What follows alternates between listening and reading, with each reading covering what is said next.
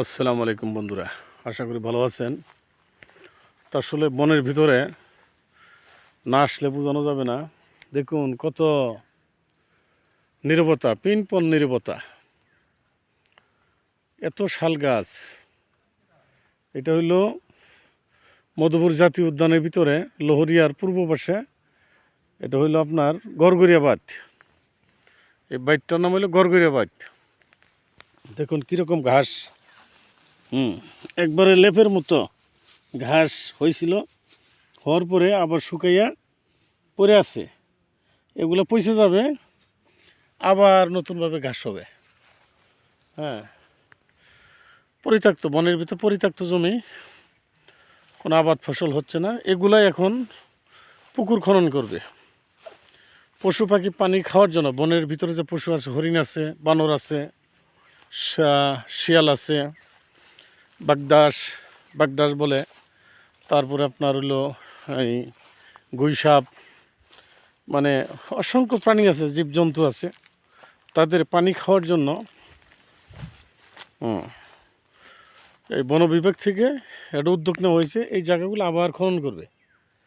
দেখুন এই জায়গাগুলো খনন করে যাতে করে চৈত্র মাসে পানি থাকে, চৈত্র মাসে যাতে পানি থাকে, সেই জন্য এটাকে আবারকে জীবন্ত করা হবে। দেখুন কি পরিমাণ কাটা গাছ। এটা হলো মন কাটা গাছ। গাছটার নাম হলো মন কাটা। দেখুন অসংখ্য কাটা, অসংখ্য। এটা হলো তেওড়া কাটা, মন কাটা, একই সঙ্গে অসংখ্য কাটা এখানে। এটা হলো বনের ভিতরে মন কাটা গাছ। এটার ফল খাওয়া যায়, যখন পাকে তখন মিষ্টি হয়। এই ফলটা শালিকে পশু পাখিয়ে খায়, বানরে খায়, হনুমানে খায়, শালিক পাখি খায়, মানুষও খাওয়া যায়, মানুষও খেতে পারে, মিষ্টি লাগে।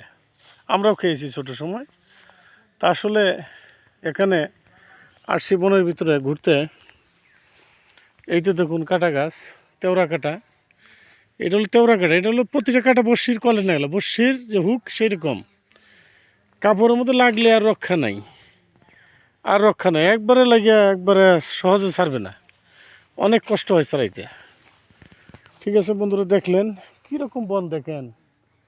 হ্যাঁ, অসংখ্য বন। এখানে না আসলে বোঝা যাবে না কত প্রাকৃতিক দৃশ্য, খুব মনোরম পরিবেশ, পিনপন নীরবতা, কোনো সারা শব্দ নেই।